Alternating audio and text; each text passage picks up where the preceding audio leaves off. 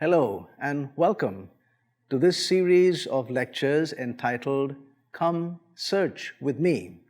It really is an invitation to you to walk with me as we go through this journey of inquiry. I was born and brought up in India, a land of tremendous diversity in language, culture, food, dress. In fact, this dress that I am wearing is from the northern parts of India. There's another part that is really diverse in that country, and it is the question of religious beliefs. Hinduism is its dominant religion, and India has the largest population of Hindus in the world. India also has the second largest Muslim population in the world. In fact, we have more Muslims in India than we have in the whole Arabian Peninsula put together. Buddhism was born and cradled and nurtured in the eastern parts of India. Tradition tells us that Christianity came to India in its very first generation. St. Thomas came there, and even today there are monuments to his name. Sikhism, Jainism, with the milieu of agnostics and atheists, that is the crucible in which I grew. Naturally, I had a whole lot of questions, and some of those questions bothered me, vexed me a great deal. So I went on a journey of inquiry, a journey that went on for more than 20 years. I asked people and then read up.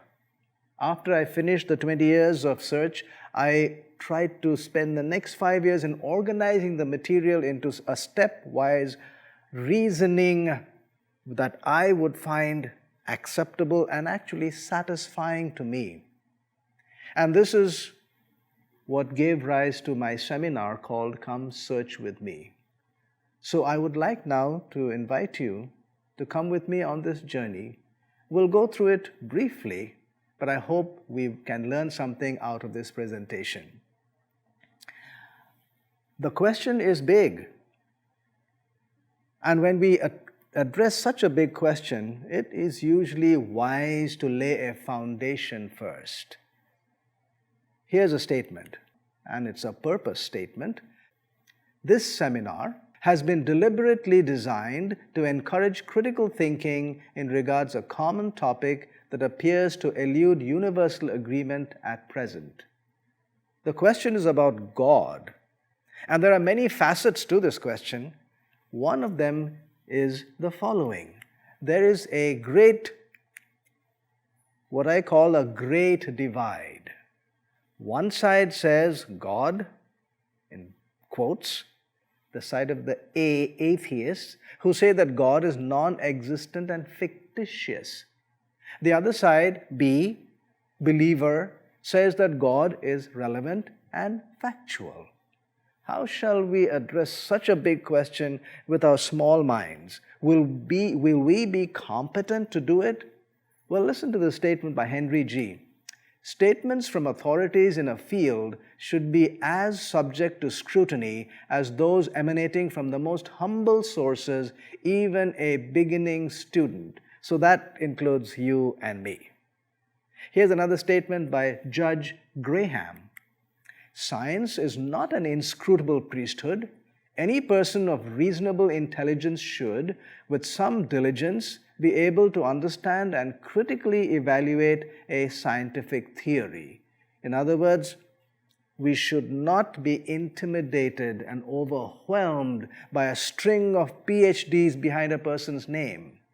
Whatever is said, however the theory is expressed, we can try to bring it down to our level and scrutinize it, evaluate it, examine it. So that's what we are going to do with this big question of, is there a God in existence or is there not a God in existence? It is a very peculiar debate. It is not A versus B. It is rather A versus non-A. And here's what I mean. One side says, for example, there is an apple on this table and it's in the next room. The other side says there is no apple, there is no table, there is not even the next room in existence. You can see immediately that they are far apart in their claims. In other words, if you are on one side, you are not in the other. If you are on this side, you are not on the other side. Mutually exclusive. Not only that, but if you are on one side, then the concepts of that one side hold you completely in its grasp. It envelopes you completely. Similarly, if you're on the other side, the concepts here completely envelops you. So in other words, not only are they separate and distinct, they are all-encompassing. And if that's the case, then there is actually no middle ground. But people say there is. They call it agnosticism. But agnosticism is only a confession of inability to choose. I don't know. That's what they say. Agnostic. A is without gnosis, knowledge, without sufficient information to make a reasonable decision. But it is not a real option. Why do I say so? Let me give you an example. If I put my hand behind my back and ask you whether there is an apple or an orange in my hand, if you say, I don't know, does that I don't know create a third fruit called I don't know? It does not. Saying I don't know is only a confession. The only two options are theism and atheism, and they cannot be more widely separated. They are so distinct and far apart. Agnosticism, therefore, is impractical. Why would I say that? Because here's an example. These two jurisdictions are widely separate. Let's look at two countries, for example. The United States, where I now live, and India, where I was born. In the United States, we drive on the right side of the road, whereas in India, we drive on the left side of the road. Suppose we come to a position in which we are at the wheel, but we don't know. We don't know in which country we are. Does that I don't know allow you to make a third country in which you drive on the median? Of course not. You still have only two countries. And that's why I said agnosticism is quite impractical. Why? Because at any given point, an agnostic makes decisions as if theism is relevant, God exists, or as if atheism is relevant, God is non-existent. Agnosticism is not a real option. But here's a statement by Kurt Gödel that throws a spanner in the whole works. He enunciated in the last generation a theorem known as the incompleteness theorem. He mathematically proved that a firm theory, that means a claim that this is the established truth, is valid only if all the pertinent data is at hand and is taken into consideration. But really, who can claim to have all the data relating to our question? Nobody. So everyone, by mathematical certainty, is an agnostic and only an agnostic. Wow. So what shall we do? Is everybody is an agnostic, and at the same time agnostic is not a practical solution. Well, I've thought it through, and here's what I'd like to say. Agnosticism, while it is the only correct and honest claim, it is also totally impractical and phantom-like in its position. So what about the believer and the unbeliever? Here it is. A theist or a believer is an agnostic who has chosen to believe in the existence of God, whereas an atheist is an agnostic who has chosen to believe that God is non-existent. What is common is that both are agnostics and both depend solidly on belief. But there's a difference, because the bases of that belief are widely different. And what are those bases? The theist's base is a confession that their belief they derived from a declaration in a book, for example, the Quran or the Rig Veda or the Torah. The atheist's base is a bold claim. They say their belief is based on scientific reasoning and logic. Now, at this point, if there is only a confession and a bold claim, then really the bold claim is impressive. I would agree and acknowledge to that, but confession or bold claim, both are beliefs. So with that word, let's push back or pull back a little bit. You know, when this topic comes up, everyone gets tight. We gets tense. We want to win the argument. We don't like the other side to win. But let's pull back just a little bit about this question of personal beliefs. We, you and I, can choose what we want to believe as the truth of the matter, whether there is good evidence, no evidence, and even evidence to the contrary. Why? Because belief is a choice. Nobody can make you believe. They might be able to make you say something about your belief, but they can never make you believe. Belief is only your own property, personal and private. It has your name stamped on it. Nobody can believe for you, and you can't believe for somebody else. It is your own, and you can make a choice. Once you believe, or say that you believe, then you can state your belief, you can keep silent, you can also state what is not your belief. So what am I saying? I'm saying, friends, you and I are free. We are free to make our choices of belief. Nobody can force us. No matter what I put on the screen, it cannot force any of you to believe, because belief is your private property. Only you can take what I say and put on the screen, if you so choose, and put it in that place which is called the cubbyhole of your belief, and mull around and examine it, and if you choose, you add it onto your belief. So here's what we can draw back on. Nobody can make you believe. It's your own personal choice. But a personal choice does not make it true or false. In other words, beliefs do not create truth. So here I am with my personal belief, but may or may not be true. What shall I do? Well, we could have a way in which we can better this situation, and that is to put two heads together. Two are better than one. So let's make a community goal to look for which is a more credible claim. Theism or atheism.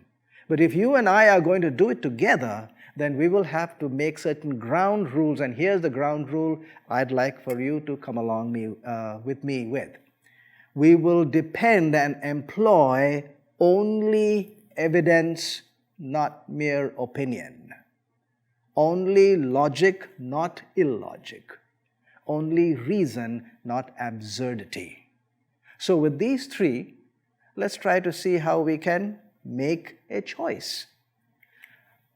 Why is this debate inconclusive? It's been going on for decades and generations and even centuries. When I looked at it, here are some reasons why we might come to understand why it is inconclusive. Terms are not defined, the evidence is not defined, and there's lack of neutrality and something known as confirmation bias. Let's look at them. Do you know that atheists and theists disagree on the most basic term, God? How can you have a discussion if you disagree on the most basic term? Have you heard people say, who made God? If you say God made us, then who made God? The very question shows that the meaning of the word God is not agreed to by both sides. Because God, by definition, in some people's mind, is an uncreated being, unmade. So how can you ask that question? So right there, we are on two different wavelengths. And it cannot be a good, reasonable discussion. Evidence. Theists, believers in God, claim that they can describe evidence for the existence of God. Atheists are silent. They have never described the nature of the evidence that they say is missing. And believe me, I've gone all over the world. For 10 years I've asked, what is it that is missing, which, if it was there, would show everyone that there is a God in existence?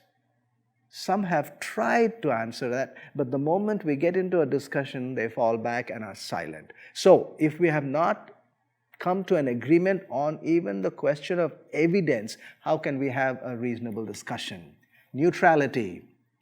Each side approaches the question from its own angle and never from the center. You can go anywhere.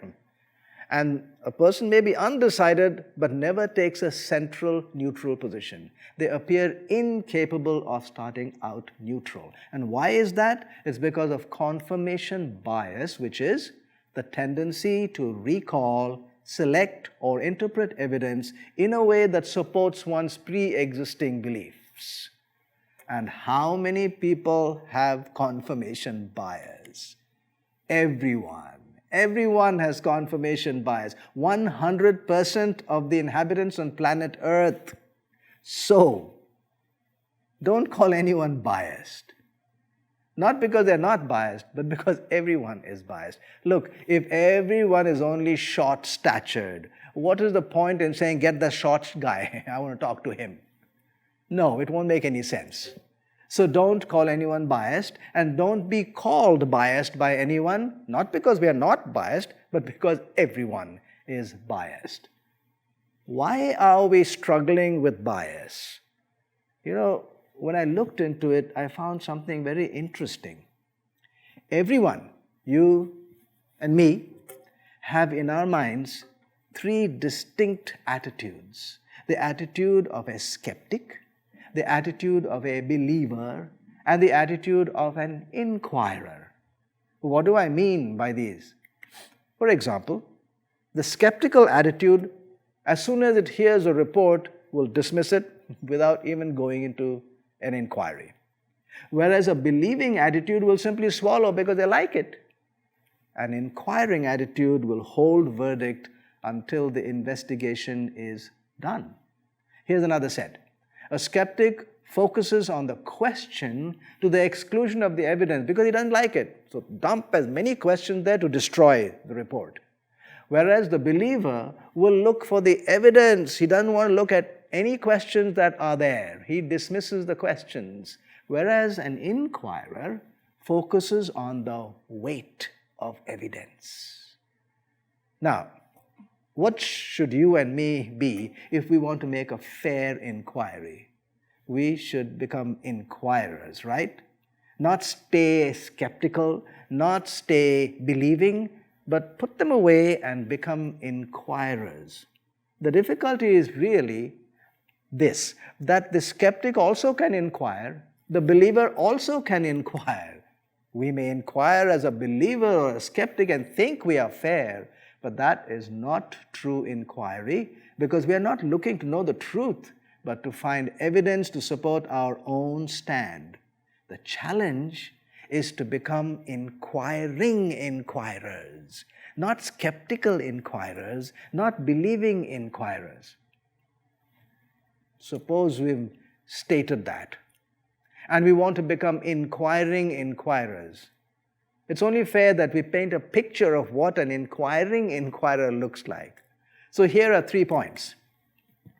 An inquirer in a controversial debate will never look at only one side. He always makes a counter proposal, so that there are 2 proposals. Do you know why? Let me quiz you. It's a trick question. When is a good decision a bad decision? And when is a bad decision a good decision? Wheels turning? Okay, let me tell you. A good decision might turn out to be bad if the alternatives were better and best and all you chose was the good. On the other hand, a bad decision might be a good decision if the alternatives were worse and worst. So when you made a bad decision, you avoided the worst and the worst, and therefore that bad decision is a good decision. What am I saying? If there are 2 sides, don't look at only one, because you might come to the conclusion this is good and you'll choose it without looking at the other side, whereas if you had looked at the other side, that was better and maybe the best, but you only chose the good. On the other hand, you could look at one side and say, boy, that is bad. I am not going to go that way. But you didn't look on the other side because that would have been worse and worst. So your bad decision might be actually a good decision. So 2 options are always made. The second point, once you make the 2 options, you hold those as equal. I still remember presenting this at one of the meetings, and one of them came up to me and said, boy, you offend me. I felt offended when you said there are 2 equal options. I said, well, if you're an inquirer, an inquiring inquirer, you have to consider them equal. So we have 2. You stand in the middle and consider them equal.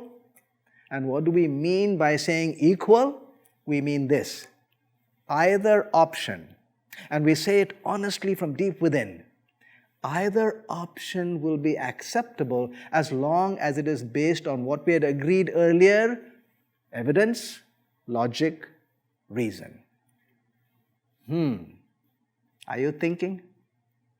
Let me ask you, those of you who believe that there's a God in existence, if today I show you some reasonable evidence on the screen that actually the weight of evidence points to there being no God in existence, then will you be willing tomorrow to become an atheist? How about you, the others? If you believe that there is no God in existence, and today I show you some reasonable evidence that there is, after all, the supernatural, and there is a God in existence, then would you be willing to become a believer, a theist by tomorrow morning? Wow. Now, it's a different ball game, right? What am I saying? It takes raw guts to become an inquirer. It takes unfailing courage to remain one. So, we want to become inquiring inquirers. So let's make a decision, you and me, so that we are on the same journey together. How long do you think you will stay and remain an inquirer after making a decided position that you will be an inquirer? Do you know how long? I don't know for sure, but I'd guess that you would remain an inquirer for all of 2 minutes plus or minus a few seconds. Poke the bubble, burst it. The fact is, we go zooming down to our side because we have confirmation bias. We are unable to do anything about this. And that's why, if you really want to become an inquirer, an inquiring inquirer, then we need help. Agreed? Yes, we need help. We need to create an atmosphere in which we remain inquirers, at least get the best chance to remain an inquirer. So here's what I would propose, that we need 4 things, 4 factors to form that atmosphere. Number 1, humility. Number 2, honesty. Number 3, calmness. And number 4, respect. Let's go through each of them briefly. Humility. It is a learning attitude, a teachable spirit. We don't stand there with our chest puffed up saying, I know it all. In other words, it is standing small in the face of the vastness and grandeur of the information in our universe. Once you look at that, you become small in your own eyes, and that is humility. You begin to say, what do you have to say? I'm willing to listen. I'm willing to be taught. Honesty. This is really in short supply. I've talked to all kinds of people, not just the ones who are ordinary like you and me, but those who are at the top, the pastors, the bishops, the priests, the monks, the mullahs, and oh my, the amount of white lies and sometimes blatant falsehood that comes out. You know, I'll confess that sometimes I felt quite disgusted until I turned that question to myself and I asked, how honest are you? And oh, the revelation. I was just as dishonest as any of them out there. So in my evaluation of my honesty, if I was supposed to be honest, then I was honestly pretty dishonest. What do I do? Here I'm looking for something that I feel I should get at, but what if I'm dishonest? I realized I had to do something about it. So here's what I did. I made a definition of honesty, and I said that is what will drive me during the whole search. And here's my definition.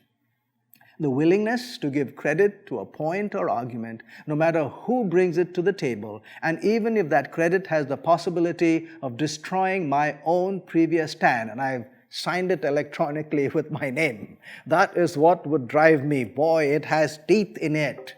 You're not going to just stand on one side and let all the ideas just pile up on your side. No, you're going to be open. You know what I called it? I called it the wow factor. Say wow when anything is impressive. Don't start scratching your head and saying, wait a minute. If I say wow, then who will get the point and the credit? Maybe he or she, not me, so I'm going to withhold. Nope, that won't be honesty.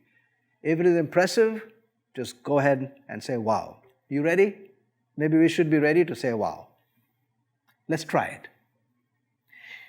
22/7 is pi. Actually, it's not 22/7.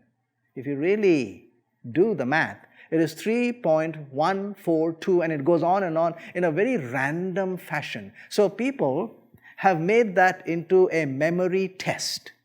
How many digits can you memorize? Do you know what the world record is?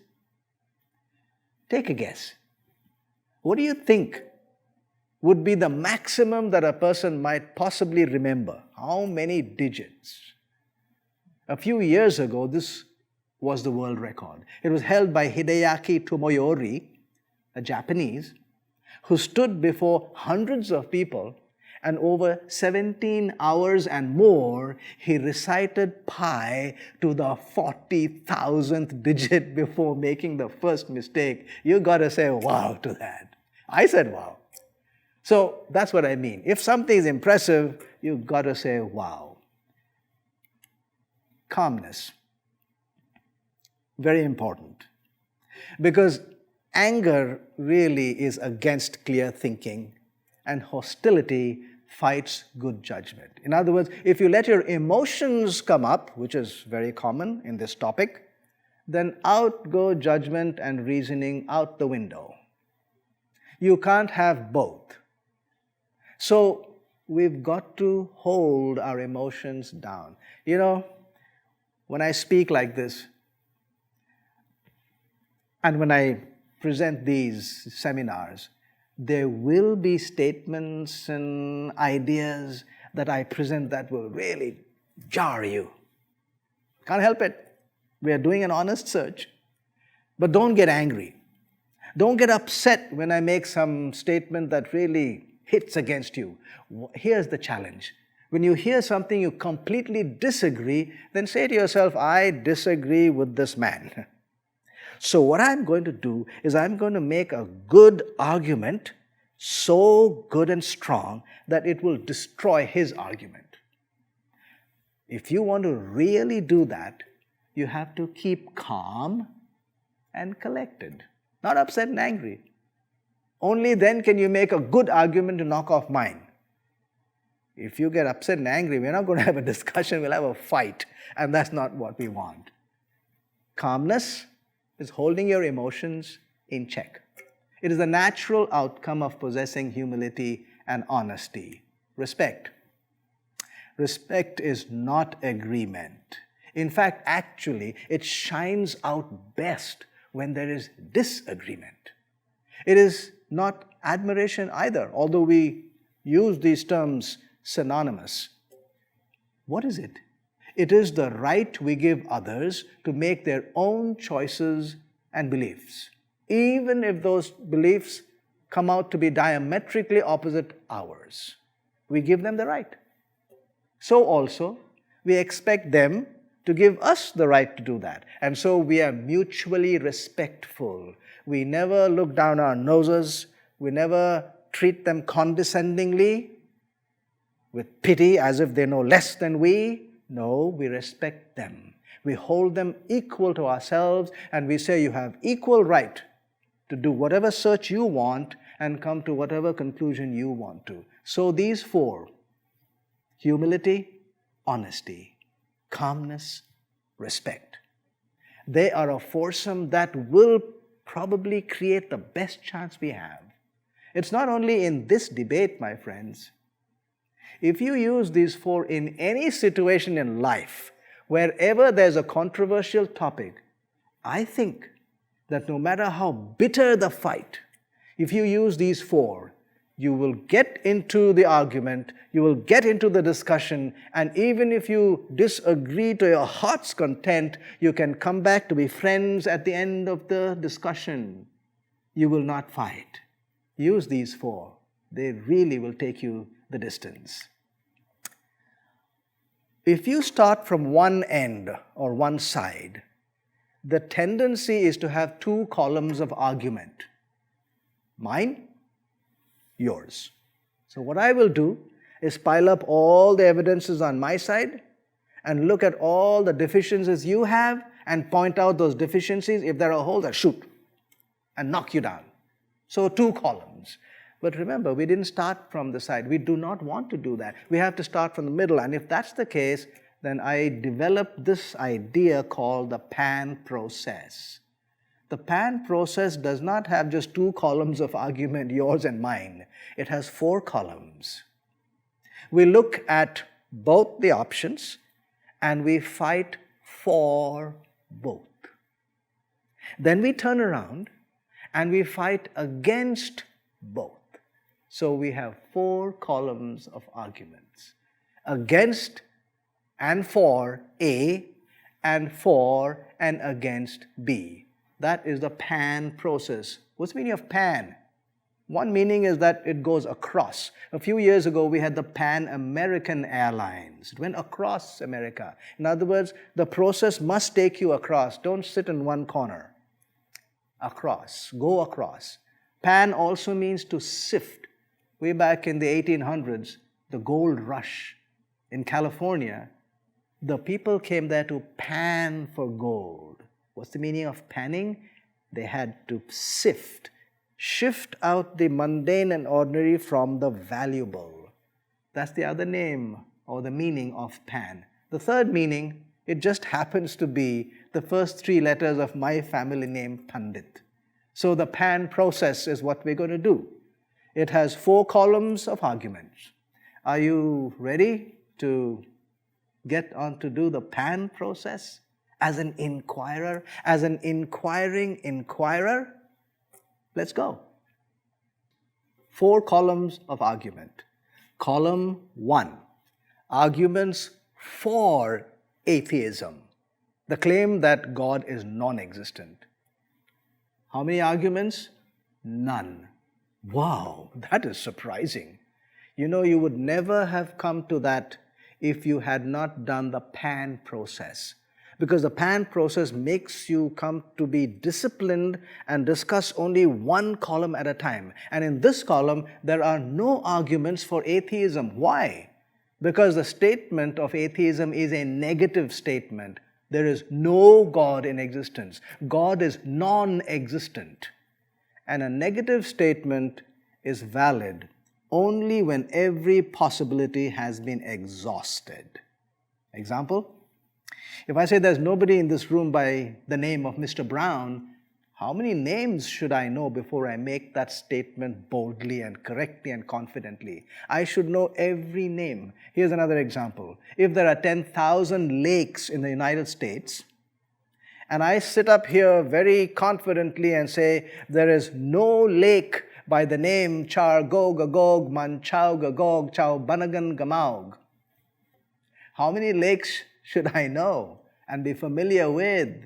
I should know all 10,000 lakes and their names.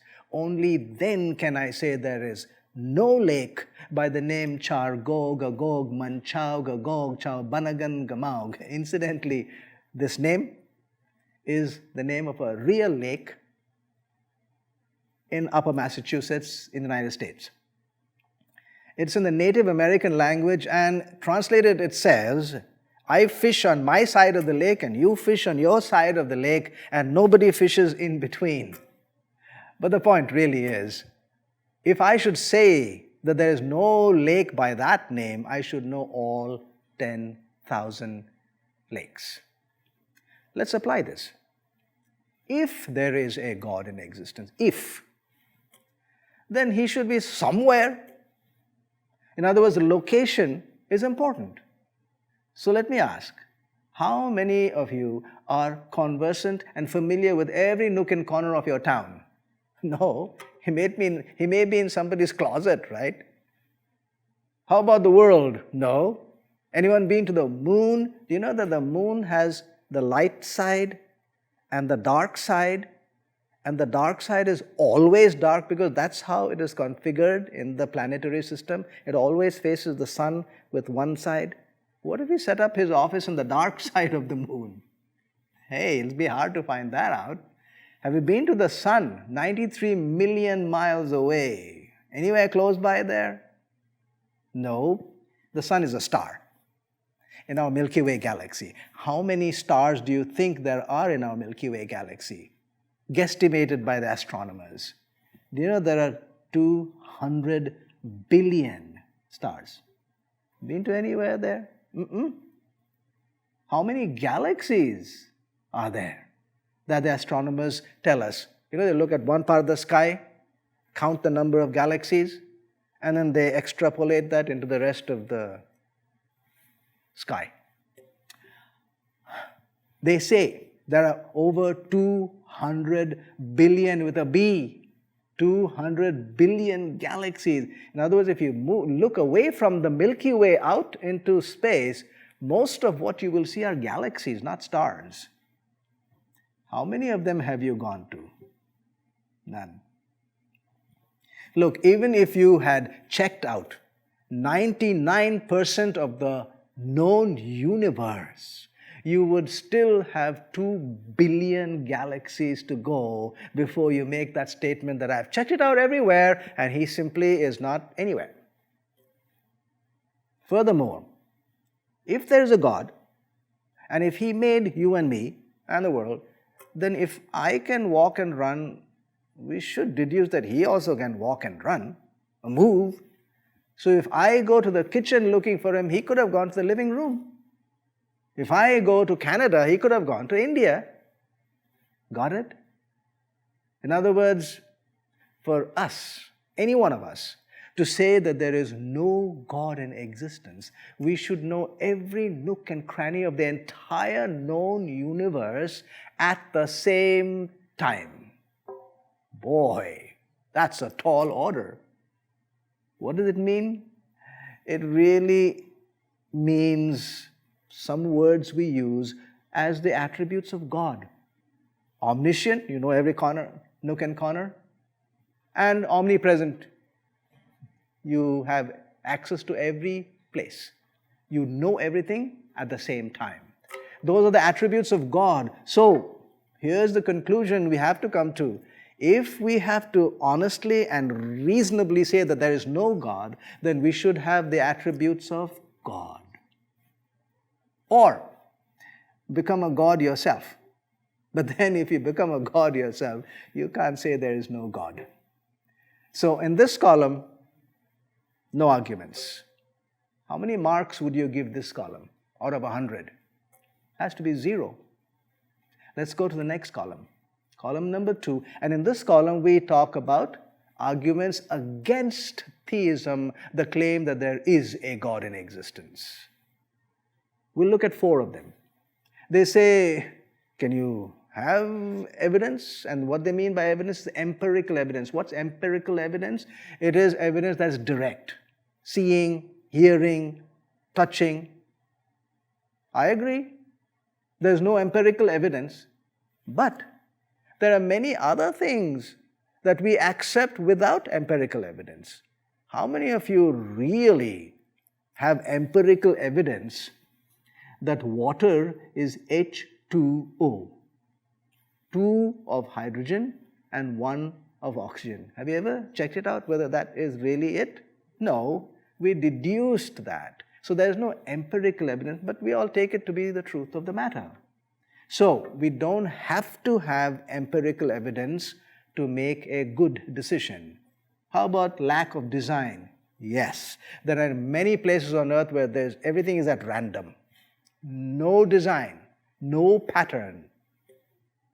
At the same time, my friends, there are places that have pattern and design. So really, when you look at the fact that there is no pattern, it has to be balanced with the other fact that there is a pattern. So it is not a solid argument, not yet. How about number 3, which is a big one? If you say that there is a loving, almighty God, then how can you explain this evil, pain, and suffering that we all have every day in this world? What's the explanation? And since we don't have an explanation that is satisfying to us, and the contradiction is too big, we say God is non-existent. That is the argument that is made. But let's look carefully at that argument. And like I said, critically think. Here's a few ways of looking at it.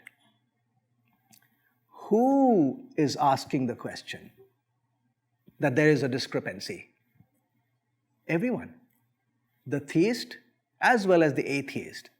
So if both of them have this as a burning, disturbing question, then the presence of pain and suffering cannot be the ultimate decider, because even with the pain and suffering, there are people who say, you can put it aside because they do believe in God. In other words, in the face of pain and suffering, they still can accept the existence of God. In other words, then the pain and suffering cannot be the final decider. Point number 2. Why do they say that it's a pointer to atheism? Because there's a contradiction. But a contradiction in features is not proof of non-existence. So this person is nice in the morning and nasty in the evening. Is he non-existent? No. The challenge when you see a contradiction is to get at the solution. It gives no license to dissolve the whole entity just because there's a contradiction. Third, why is it such a hard thing? Because it goes against the grain. Almighty loving God, pain and suffering. Clash. There's a clash of ideas. And therefore we throw it out. But what if we find something that is in line with an almighty loving God? Shouldn't that also have its own weight? What am I saying? What am I pointing to? The fact that we don't have only pain and suffering in our lives. We also have joys and pleasures and delights. So if a contradiction points to atheism, then that which is not a contradiction should point to his existence. To be fair, if evil and suffering denote the absence of God, then joys and pleasures should denote the presence of God. Just to be fair. And we said we were fair, standing right in the middle, taking no sides. But the clincher to this is the next point. If there exists evidence for the absence of an entity, as well as evidence for the presence of that entity, then that entity is present. Oh wow, that's a long sentence. How do we know it's true? A simple example will clarify what I'm saying. Let us say the jurisdiction or the area we're looking at is this hall. And we want to know whether there's a mouse in this hall. The evidence for the absence of a mouse is a white spot. And the evidence for the presence of a mouse is a red spot. And mice sit under the chairs. So that is our theory. Mice sit under the chairs. A white spot is evidence for the absence of a mouse. A red spot is evidence for the presence of a mouse. Now let's look at this room. We'll go from this chair, white spot, white spot, white spot, white spot, everywhere white spot except that last chair there. Under that one chair, there is one red spot. Is there a mouse in this hall? Of course there is. What's the dictum? One piece of evidence for the presence will negate all the evidence for the absence of that entity. Let's apply it.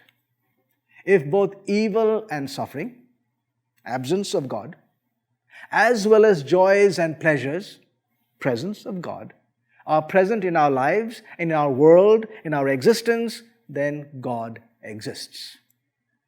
It's simple and it's pretty straightforward. You don't have to really have a convoluted sense of ideas to come to this. In other words, in column number 2, which are pointers against theism, we come to a very startling conclusion that their most powerful point is actually on the other side. Let's go on to the fourth one, creation. The problem with creation that any rational thinker has is that there's no observational data. In other words, nobody has seen creation taking place. And secondly, Nobody can point to any scientific law or rule which tells us how creation could have possibly taken place. So, nobody saw it, no natural explanation. So it's difficult to believe. Granted, it really is difficult. But if we do not want creation, then what's the alternative? There are many, but let me point to one of them. It's called the standard model, in which the beginning point is not God, keep him out, that's theism. Here it is called singularity, a point at which the entire universe was once upon a time in the form of pure energy. No mass, just energy. Energy does not occupy space, so it was one point. That point expanded into the universe. But singularity, when you look at it, has great deficiencies in trying to explain how we could have singularity. There are many questions, big questions, that arise. So how do the physicists go past those questions? Here's how they do it. They say that the laws of physics do not exist in a singularity. How about Stephen Hawking, who said in real time the universe has a beginning at singularity, at which the laws of science break down? Did you get the point? The singularity has no natural laws explaining it. So, nobody has seen singularity, so there's lack of observational information regarding singularity. There's lack of any scientific explanation regarding singularity. How different is that from creation? Can you see that all the points that are raised against theism, against the idea that God is in existence, is always balanced out by some other factor? And in fact, the big one, pain and suffering, really shifts you to the opposite side. How many marks do you think you would give this column? The first column was 0.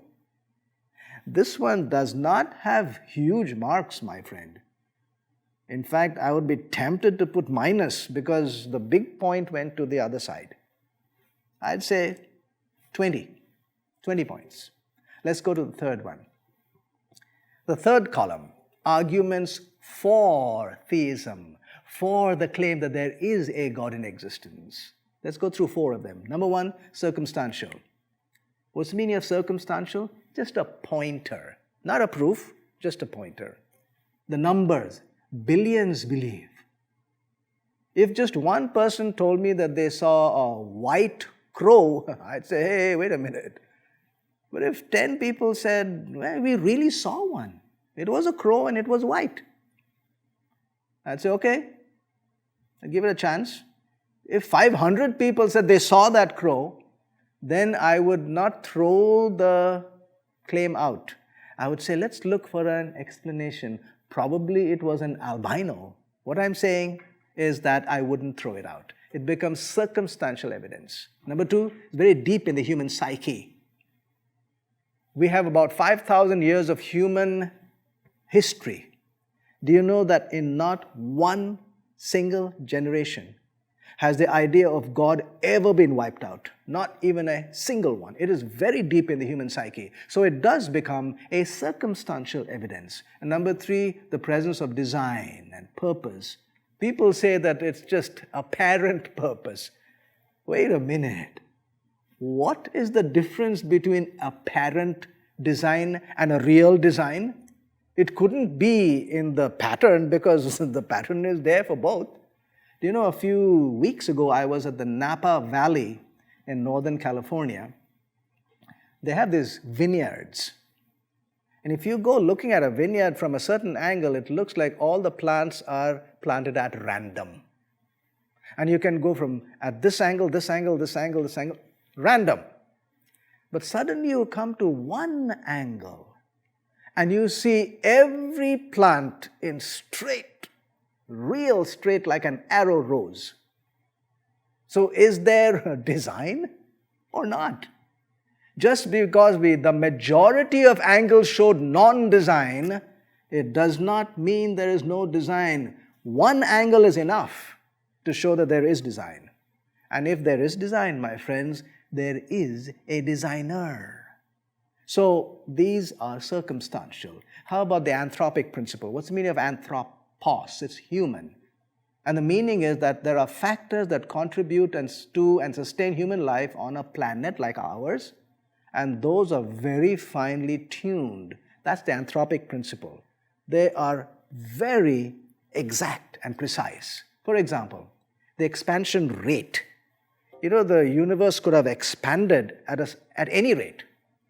Say from 1 millimeter in a billion years to the speed of light, 186,000 miles per second, 300,000 kilometers per second.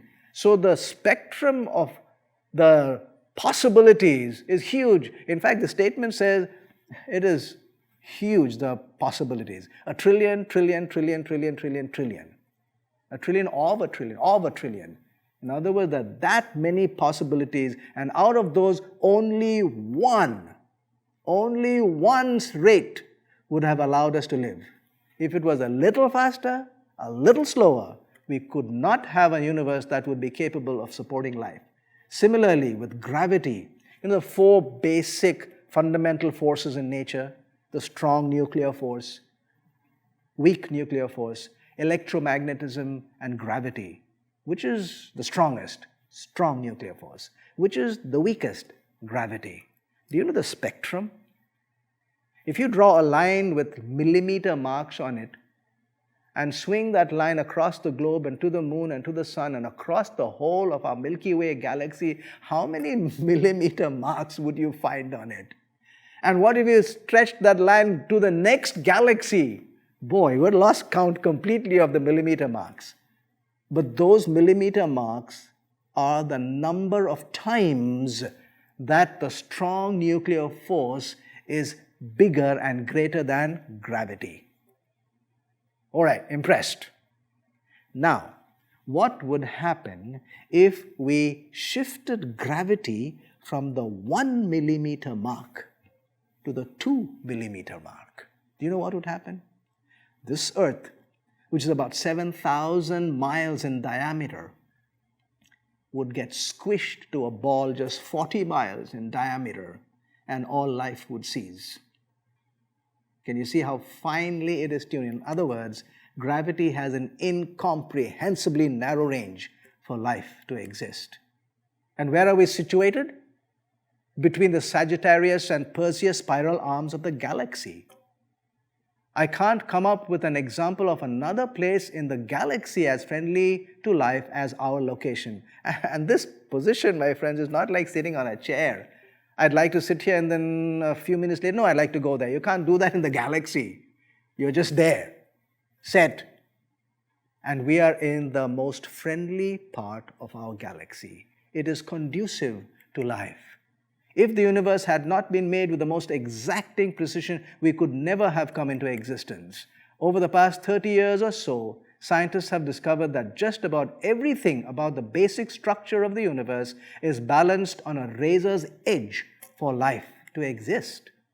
The seemingly miraculous concurrence of these numerical values must remain the most compelling evidence for cosmic design.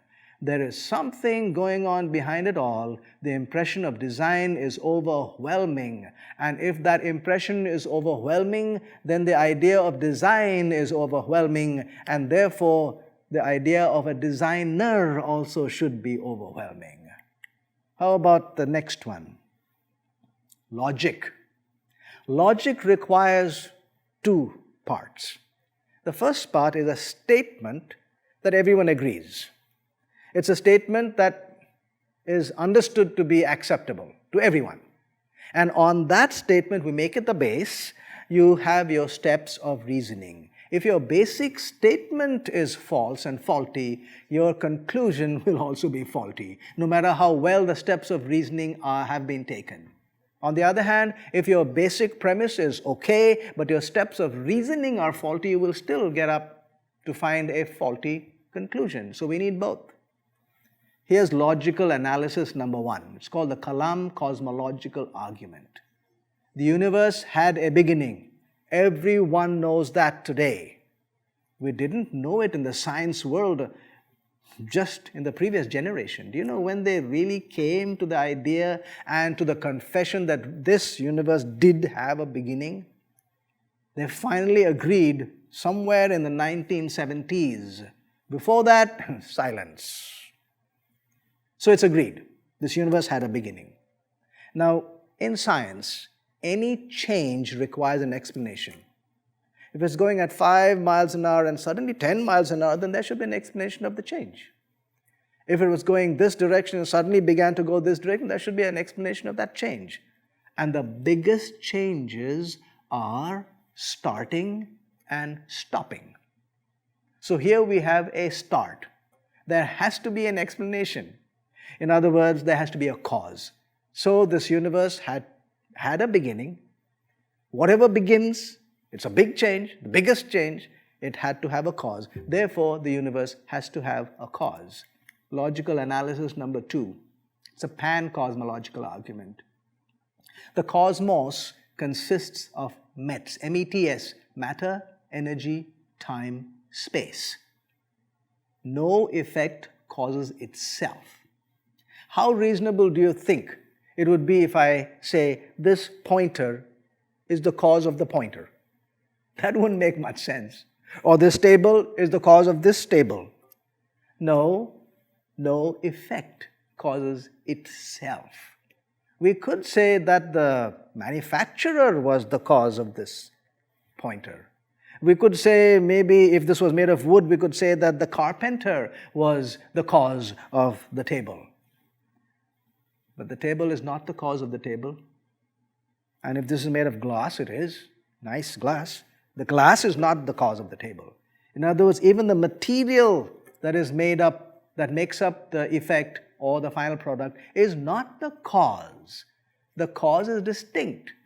The cause is distinct from its product. Therefore, the cause of the universe is distinct from the universe. Logical analysis number 3. It is the order principle, sequence. What comes first?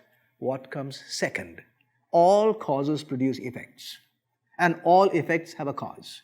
But here's the order principle. The cause always precedes the effect. So, how do we apply it here?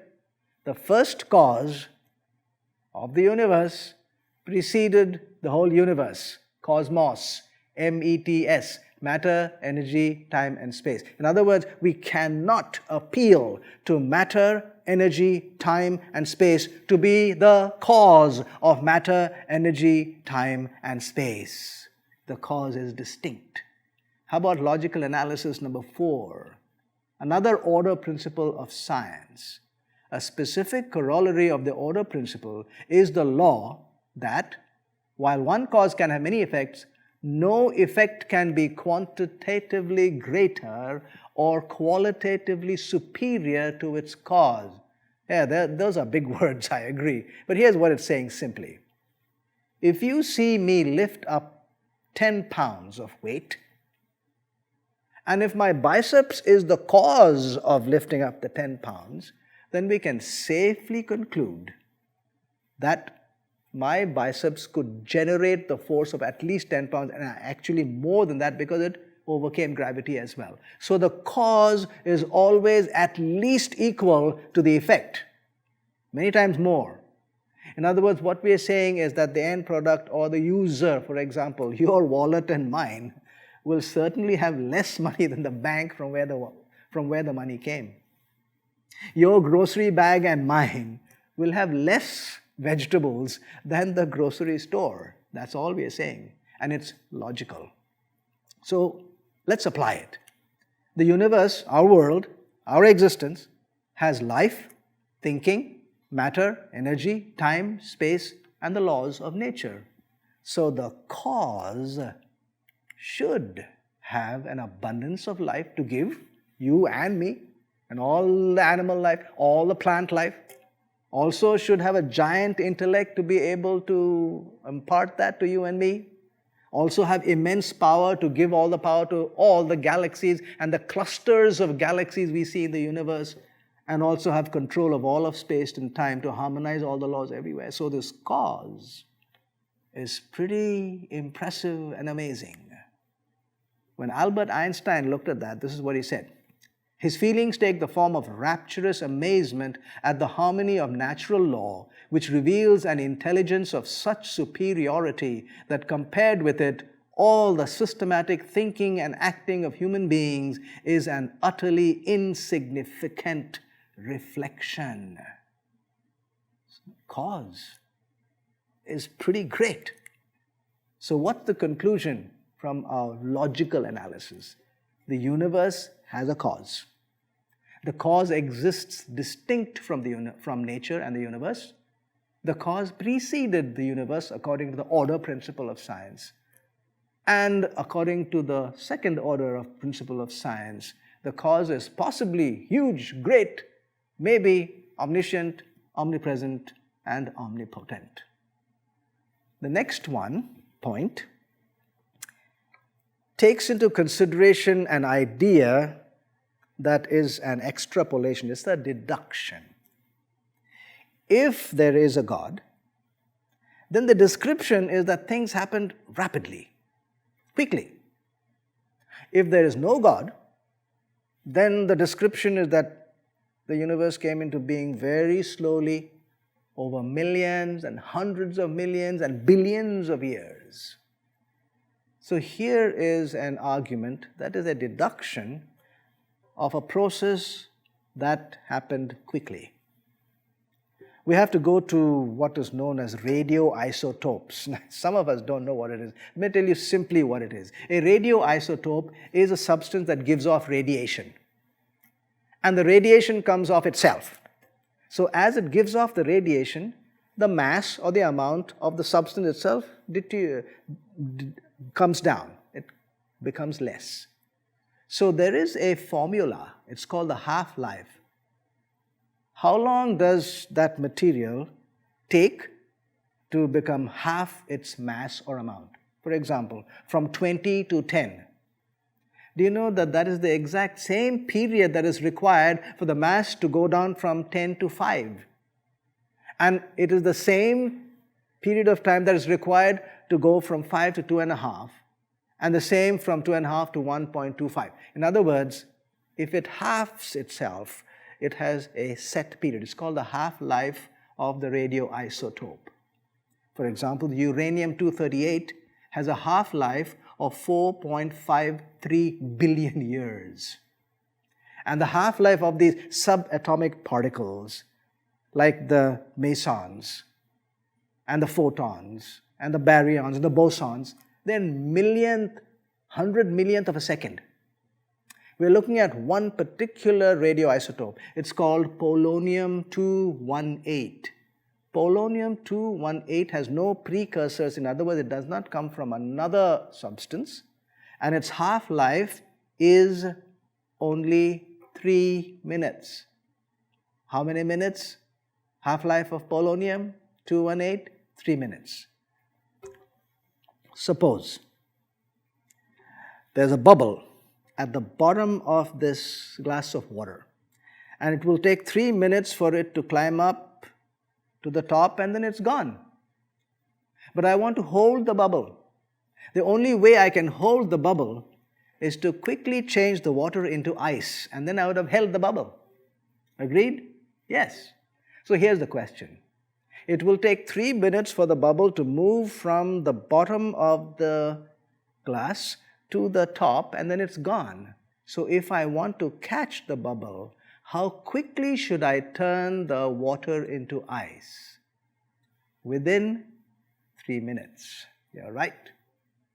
So if I see a glass of ice and there's a bubble inside that ice, caught inside there, then I can safely, reasonably deduce that the water was made into ice in 3 minutes or less. Got it? Yes. There are different types of rock that we come across. Igneous rock comes out from lava. metamorphic rock that changes, sedimentary rock. The material is brought and pressed down over a long period of time, becomes rock. There's another rock which is very peculiar. It is granite. Granite is a rock that we have not yet deduced or understood how it was formed. We know the composition. We know possibly the pressure and the temperature which must be applied to the composition to make it into granite. But whenever it is tried, it never forms granite. It forms another powdery substance. But here's the point.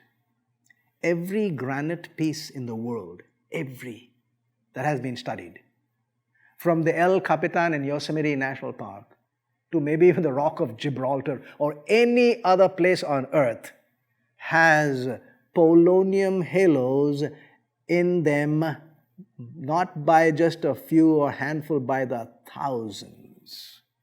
Polonium halos are what is caused when the radiation is given off. So when polonium-218 gives off its radiation, it forms a halo signature.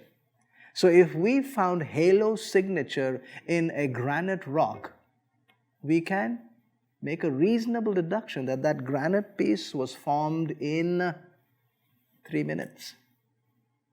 And if every piece of granite has polonium halos, then we can deduce that the granite, which forms basically the crust of the earth, was formed in 3 minutes, which is half-life. The full life is, say, about 5 hours.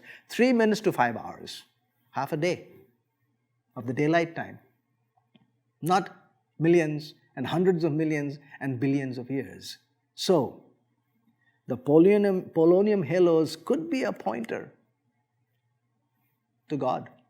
The polonium halos, unrefuted evidence for the Earth's instant creation. An exceedingly large number of polonium halos are embedded in granites around the world, which distinctly implies that our Earth was formed in a very short time. I spoke to the person who did this study. His name is Robert Gentry, and this is what he said. We have repeatedly challenged the Academy, which is the National Academy of Sciences, to publicly explain where the polonium halo evidence for creation has ever been scientifically invalidated. For over 15 years, they have refused to even try. And this is when I had asked him 5 years ago. So at least 20 years have gone by and nobody has refuted that piece of evidence. So as long as it's not refuted, it could point to a rapid process, which would be more like God in existence than like atheism. Column 4 is the final column. And in this we have arguments against atheism. Why would we say we will not possibly accept atheism? And here are the points. Number 1, it disallows evidence. Number 2, its fundamental premise is flawed. Number 3, it has to claim that the universe came from absolutely nothing. And number 4, we make a statistical analysis. Let's look at all 4 of them. It disallows evidence. Why? Let your mind now think, let the wheels turn. There cannot be evidence for that which has never existed. Got it?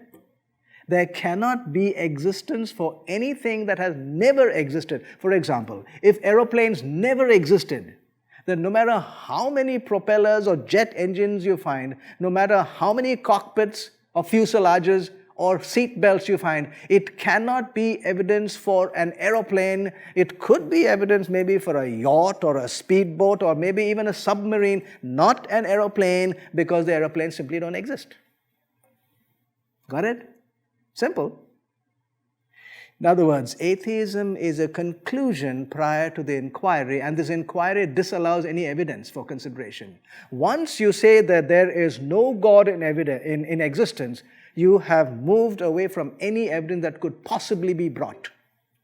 Because any evidence is now no longer for God, it's for something else. So it disallows evidence. The moment you state it and make a hypothesis, you have knocked off the evidence. Therefore, a process that does not like evidence is not scientific. Number 2, the fundamental premise. The fundamental claim of atheism we saw right in the beginning was that it is a reasonable scientific claim. But let's ask science what it says. Here's a statement from the US National Academy of Sciences. Science can say nothing about the supernatural. Whether God exists or not is a question about which science is neutral. It is limited to explaining the natural world through natural causes. So much for that claim. In other words, the claim is simply non-existent. The base which it says was science is not there. The philosophy of science could possibly be pulled in that direction, but even that fails. What's the philosophy of science? The philosophy of science states that science as a discipline will only look for natural causes to natural phenomena. It will never appeal to the supernatural. That's the philosophy. In other words, the supernatural is outside its study. So what is science doing? It is excluding the study of the supernatural. And if you have excluded the study, you have not excluded the existence. You have only excluded the study. In no way can science ever prove the non-existence of God. And here I make a dictum, a statement. Nothing in the natural world, nothing at all, can ever disprove the existence of God. So its fundamental premise, it is flawed. Origin, absolutely nothing. See, if there is no God, then the only option is that the universe came from absolutely nothing. And I'm not saying that. Look at the statements on the screen. So from nothing our universe begins. So where did the laws of nature come from? They came from nothing, the void out of which the universe spontaneously arose. How about the last statement on the screen? The only reasonable belief is that we came from nothing, by nothing, and for nothing. I mean, it's I guess a borrowing from the Gettysburg Address. Wide, sweeping statement. So I had to ask, what is it based on? Nothing. Just a mere opinion. And we said we were not going to give just an opinion any weight. It's an opinion. But let's look at this nothingness a little closely. Let's look at it physically. And we'll build the Sears Tower. Or in Toronto, it'll be the CN Tower. Let's build the tower. But I'm not going to give you any material and no builder, no time, no space. I'm not even going to give you yourself. And if you are going to get ready to complain to me that you're not giving me any of these things, then let me confess to you, even I'm not in existence. Oh boy, now how are we going to build the Sears Tower and the CN Towers? Doesn't make good sense, right? In other words, absolute nothingness as a starting point is physically totally impractical. How about philosophically? Absolute nothingness cannot be imagined. Why do we say that? Because to imagine, you have to use your brain and mind. And you cannot imagine the non-existence of something that you are using. That's not possible. If you bang a nail into the wood with a hammer, you cannot afterward postulate the non-existence of the hammer. Then how did the nail go in? You know what I'm saying? If you cannot imagine it, and it's impossible to imagine that which you are using, because if you want to say absolute nothingness, you must imagine the non-existence of your own brain and mind. That cannot be possible. That which cannot be imagined cannot be proposed as a scientific theory, because there's no starting point to make or even to evaluate the theory. So philosophically, absolute nothingness as a starting point is an impossibility. How about scientifically? Look at what is stated by the scientists. And remember, I said don't get overwhelmed because a great scientist had said so. Go ahead and look at it and examine it. Here's what they say. quantum mechanical fluctuations in the vacuum created the universe. By the laws of physics, nothingness is unstable. How about the statement that we all know, nature abhors vacuum? Scientifically, when you look at this, there's a mix-up of the void, which is total, absolute nothingness, and vacuum. They are two different things. Just look at nature. Vacuum? Do you know how you can get vacuum in nature? It is not just nothingness. Vacuum is a state only because the nothingness is surrounded by something. It's a physical barrier. If you take away the barrier, you will not have nothing. You will have stuff going inside there. So, a vacuum requires something to be a vacuum. So, where is the pressure and the strength of the force? They will tell you that it's in the vacuum, but it really is not. The strength of that system is actually in the pressure that's outside the vacuum. It's very easy to check it out. Take a flask, suck out all the air, and you have a vacuum inside there. Now, if you poke a hole on the side of the flask, you'll immediately know that the vacuum is an unstable entity. Air gets inside there. But where was the strength? Was it in the nothingness or in the something that was outside? In the air molecules, in the atmospheric pressure that was on the outside? We can check this out so simply. Let's take this initial vacuum, which is in the flask, and put this flask in another bigger flask. And let's pull out the air from the bigger flask so that the bigger flask now has a vacuum inside it. So here is a smaller flask with nothing inside it, and a bigger flask also with nothing except the smaller flask, of course. Now, if we poke a hole in the smaller flask, what will happen? Absolutely nothing. There's no whoosh like we saw in the previous one. Why? Because there's nothing surrounding it. There is no atmospheric pressure, no air molecule surrounding it. In other words, here's the conclusion. Nothing that is surrounded by nothing, that is surrounded by nothing, that is surrounded by nothing to an infinite degree is infinitely stable. This question of laws of physics in which nothingness is unstable is only applicable to the state of vacuum, not to the state of absolute nothingness. By the way, you look at that statement, by the laws of physics. You're appealing to the laws of physics which were not even available at that point. So, scientifically, nothingness at the starting point is untenable. How about mathematically? Science, especially physics, may be represented as common sense wrapped in mathematics. When you make a physics statement, it will not be acceptable until you have a mathematical formula to go along with it. You can't just say gravity. It is related to the masses of these two bodies and also to the inverse of the square of the distance between the two bodies. So you see there's a mathematical formula. So science is common sense wrapped in mathematics. So let's use that idea and apply it to our question.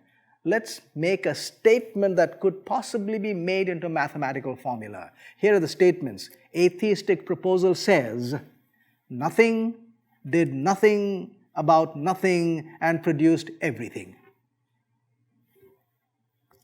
How about the theistic proposal? Someone did something about the nothing and produced the universe. So take these statements and make it into an equation. Here's what the equation looks like. 0 plus 0 plus 0 is equal to 100. How reasonable can that be? And theism says x plus y plus 0 is equal to 100. Now you can look immediately and see that the theistic proposal, which has numbers, could have a chance of reaching 100. If you start with 0, you will end up with only 0. A few years ago I was talking to a postdoctoral fellow in mathematics, and I asked him this. I said 2 minus 2 is arrow 0. 2 minus 2 ends up with 0. Can you turn it around and say 0 lands up with 2 minus 2? He thought for a moment and he said, interesting question, but no, you can't come up to 2 minus 2 because there's an infinite numbers of options over here. 100 minus 100, half minus half, 0.2 minus 0.2. The only way, if you start with a number, with 0, and have this equation which ends in numbers, is to have at least one number on this side of the arrow. In other words, if you start with only 0, you'll end up with 0. To have any other option, you will have to supply a number. So what are we saying? Zeros, no matter how many, will end up with only 0. Let's put 5 zeros in a row. How much is that? 0. Now what you do is put a 1 on the left side of these 5 zeros and see what happens to that number. What are we saying? Zeros by itself is only 0. It requires a number to make it into anything. So absolute nothingness is mathematically worse than absurdity. I have here a book. It is written by a theoretical physicist. And here's the title: A Universe from Nothing. Can you see the big letters, nothing? You know, the first few pages are endorsements of the book by prestigious people. Like I said, don't be overwhelmed by PhDs and doctorate degrees. Look at what they are saying. And in these endorsements are the statements that I found. In this nothingness, there are many wonderful things to see. In the nothingness, wonderful things to see. How about Neil deGrasse, who is an astrophysicist? This is what he said in the endorsement. Nothing is not nothing. Nothing is something. So much for the title of the book, my friends. Can you see that even though you may be a big scientist, you are misleading? This title is quite misleading. In other words, actually it is false. But look at the endorsement given in the afterword by Richard Dawkins, who is arguably one of the most vocal atheists in the world today. And this is what he said in his ending. The title means exactly what it says. And I say the title means exactly what it does not say. Or rather, it does not say the truth of the matter. The universe could never have come from nothing. What they really mean, if you read the book, is that the nothing does not mean nothing. It just means pure radiation. But that's what the entire universe came from. So it's not nothing, it's everything. Statement, title, false. Absolute nothingness is physically impractical, philosophically an impossibility, scientifically untenable and actually scientific, and mathematically worse than absurdity. Here's the aphorism that I was talking about. Ex nihilo nihil fit. Out of nothing, nothing comes. The difficulties of belief may be great, the absurdities of unbelief are greater. How about the last one? Statistical analysis. You know, chance is subjective. What's the chance of this happening? What's the chance of that happening? But it's also a mathematical concept, and it's called probability. It's a very specific formula. You plug in the numbers and it comes out. These are the chances. 1 is to 10, 1 is to 100, 1 is to 1,000. I'm going to state some numbers, and they are actually arbitrary numbers. And I agree they are arbitrary, but don't look at the actual numbers, look at the trend of the numbers. For example, if there is something that will happen 10 to the power of 8 times, which is 100 million times, in the circumstances, it will always happen, and only once it will not happen, then in day-to-day life we say it will happen. If it will happen only once and will not happen 100 million times, then we say it's not going to happen. In scientific evaluation, the number goes up to 10 to the power of 15, 1 quadrillion. This is the number that scientists have to use when they construct anything that has a risk of life and limb. For example, a suspension bridge. Then the angles at which they put the girders, the strength of the cable, these have to be tested to mathematically to 10 to the power of 15 times. Then they can use it. In other words, safe. 10 to the power of 15 times it will occur, once it will not occur, fact. If it will occur only once, will not occur 10 to the power of 15 times, not possible. Now when you state a law, the number goes up to 50. 50 is 1 followed by 50 zeros. That's a big number. In fact, actually it's going over our heads, right? It goes over my head too. Let me give you an idea of what we mean by these numbers. But these numbers are not exact, remember? They're arbitrary numbers, but let me give you an idea of what the number is. If I am testing the law of gravity once per second, I am looking for that one chance in which this pointer will not come down, but will just stay there when I leave it or float away. I'm looking for that one chance, and I'm doing it once per second. You know, to do it 10 to the power of 18 times will require 15 billion years. To do it 10 to the power of 20 times will take me 1.5 trillion years. And why the 15 billion years? It's the approximate age of the entire universe. So if, let's say there are 10 billion of us on this earth. If all 10 billion of us did this every day without a break, from the time the universe began up to now, we would have reached only 10 to the power of 28 times. So what am I saying? 10 to the power of 50 is a huge number. Fair enough? Yes, it is. So, one chance occurrence, 10 to the power of 50 chances non-occurrence is an utter impossibility statistically. Let's apply that. So Michael Denton was the first one to actually challenge the idea of the origin of life according to the theory of evolution. The initial cell to be viable would require at least 100 functional proteins. So what are the chances that we could get 100 proteins at the same point, at the same time, and form that cell? His calculation showed a chance of only 1 in 10 to the power of 2,000. That's a huge number. And remember, 10 to the power of 51 is a number that is 10 times bigger than 10 to the power of 50. So where is 10 to the power of 2,000? Suppose we address Sir Michael Denton and say, look, I'm not very sure whether you did it right. I think your number is wrong. It should be brought down by half. No, not by half. 1/10. No, 1/100th. No, you made a big mistake, Sir Michael Denton. Your number should come down by a factor of 100 billion. You made a big mistake.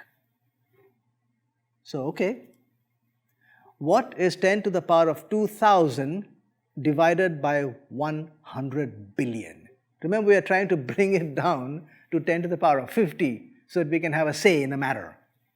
You know what is 10 to the power of 2,000 divided by 100 billion? It is 10 to the power of 1,989. 10 to the power of 50, nowhere in sight. So these numbers are so big. They are arbitrary, but they are so big that you cannot really question them. How about the next one? You know, these proteins are made up of amino acids. Amino acids are little building blocks, and you have to have them in a chain. Amino acids have left-handed links, right-handed links. When people manufacture amino acids in the laboratory, you always get what is known as a racemic mixture, meaning 50% right-handed, 50% left-handed, and we know of no way of changing those numbers. It is always a racemic mixture, 50%, 50%. But inside that cell, all the amino acids, and we need 10,000 amino acids to make the 100 proteins, all 10,000 amino acids must be only left-handed. And in the chromosome, which is in the nucleus, the chromosome is made up of nucleotides. We need 100,000 nucleotides to form that chromosomal chain. And in the cell, all 100 nucleotides have to be only right-handed. So what are the chances that we are going to get 10,000 left-handed amino acids and 100,000 right-handed nucleotides at the same point in time and space to form that cell? Here's what one person says who calculated it according to him. It says there's only one chance in 33,113. Are you impressed? Are you willing to say wow? I was willing to say wow. But just in case you are not, let me try once more. There is a person whose name is Harold Morowitz. He calculated the chances of all the components of the cell coming together, all. Cell wall, cell membrane, cytoplasm, Golgi apparatus, mitochondria, everything. What is the chances that one single cell would be formed? Do you know how many cells are there in your body and mine? Anywhere from 60 to 75 trillion. But here we're talking only about one, the original one. What are the chances that we get all the components together at one point? Here is the statistical chance. 1 in 10 to the power of 100 billion. And that is just to bring the stuff together. You got to teach each one what to do. That's not in this number. And then we got to teach them how to divide. The cell must divide, and once the cell divides, both of them must be still alive. How does that happen? You got to teach that. That's not in the number. Then when it becomes more complex, and more complex, then plant life, animal life, then human life, and then somewhere along the line was injected into this complex organism an appreciation for friendship, for loyalty, for love. Can you see the list really is endless? If the list is endless, what are the chances of it occurring? If only two possibilities exist, and there are only two, atheism and theism, and if only one is correct, then if A is possible, so is B. But if A becomes improbable, B will become probable. And if A becomes impossible, B becomes fact. Really? Let's check it out. First, a lecture on mathematics. And here's the lecture. 6 minus 3 is equal to 3.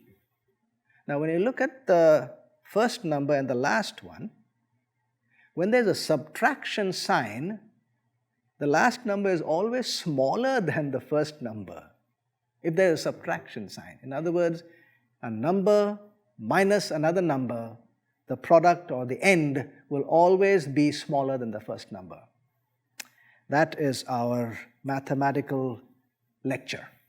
Over. Now time for the test. So I'm going to give you a test. But here's how I'm going to do it. I'm going to give you a problem to solve, and then I will give you the answers. 2 answers. Only 2. One of them is correct. Got it? The lecture says that a number from which another number is subtracted will end up with a number that is smaller than the first number. Here it is. The problem. What is 11 minus 6? And I'm going to give you 2 options. The first option is 19.